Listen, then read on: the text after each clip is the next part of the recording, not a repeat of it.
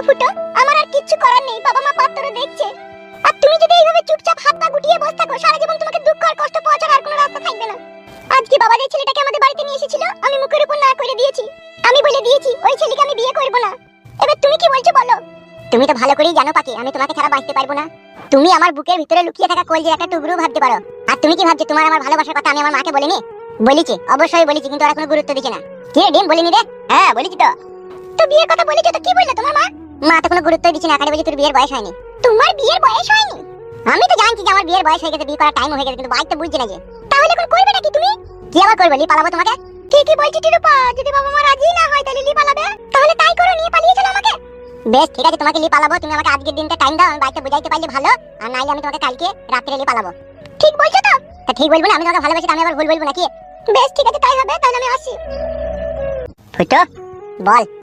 আর যেমন করি হোক হাতে পায়ে ধরে হইলেও কাকিমাকে আর কাকাকে বুঝাবো, চো। তাছাড়া তো কোনো উপায় নাই, চো চো।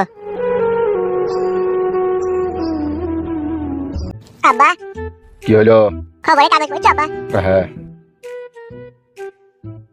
ও আব্বা। বল, পয়সা নিবি নাকি? না না তাহলে কি বল? মারা কি করে বলবো বুঝতে পারছি না। যা হবে হবে, মারা বলেই দি। আব্বা কি রে? কি বল?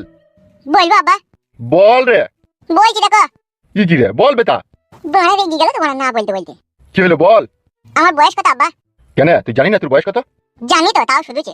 17 বছর বে। ও 17? কেন বে, কি হয়েছে কি? বলছি আব্বা, বলবো? তোর কি মনের মতলব কি বলতো?